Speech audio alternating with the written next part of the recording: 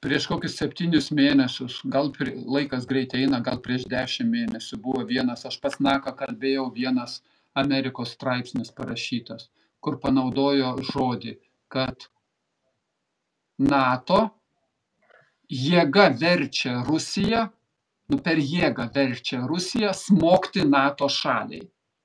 Ir jie pagrindė savo mintį, ilgas straipsnis, jie pagrindė savo mintį ir Pentagono pasisakymais, ten New York Times duomenimis, Washington Post duomenimis pateiktais. Jų mintis buvo tokia. Rusai pasako, čia raudonos ribos, o vakarai peržengia tas ribas. Rusai sako, čia raudonos ribos. Ir vakarai dar kartą peržengia.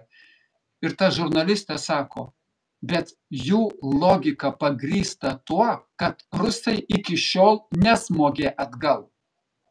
Jie nesmogė. Bet kas bus, kai vienas sykis smogs? Tai tada visas pasaulis pasidaro įkaitas šitos politikos, nes jeigu vienas sykis smogs, tai tada nenuprognozuojami reiškiniai gali prasidėti. Niekas nebevaldo proceso. O tame yra didžiausias pavojus. Ir dabar šitas pavojus yra stipriai didesnis negu toj Karibų krizės laikotarpiu prieš 60 metų. Šitas pavojus dabar didėjo. Šiandien įdėjau į savo Facebooką Deutsche Welle. Deutsche Welle. 2 dieną iš eilės. Jie vokiečiai, anglų kalba, nes aš vokiečių nemoku, anglų kalba tvarkingai aiškina, kaip tarp savęs 2 karinių oro pajėgų generolai, jie sako labai aukšto lygio karininkai, kalbasi tarp savęs ir aptarinėja, kaip su vokiečių ta raketa Taurus, kaip galima smogti taikinį ir į tą Kerčės tiltą, į Krymo tiltą, kiek tada raketų reiktų, kad vienos raketos neužtenka, reikia 10-20 raketų. Ir problema, kad šitą jų pokalbį neužslaptintų ryšių jie kalbėjo, jį perėmė ir paviešino.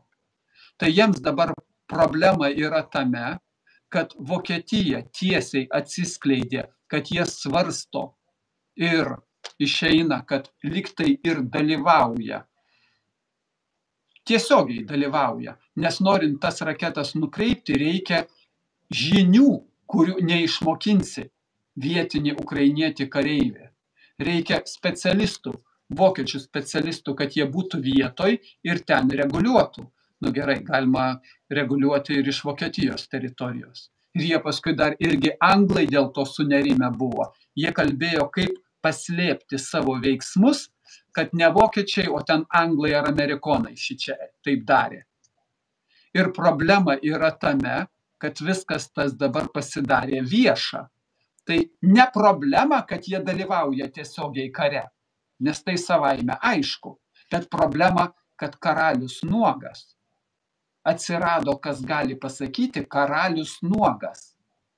Ir dabar reikia savo miną išlaikyti, tiek prisidirbus.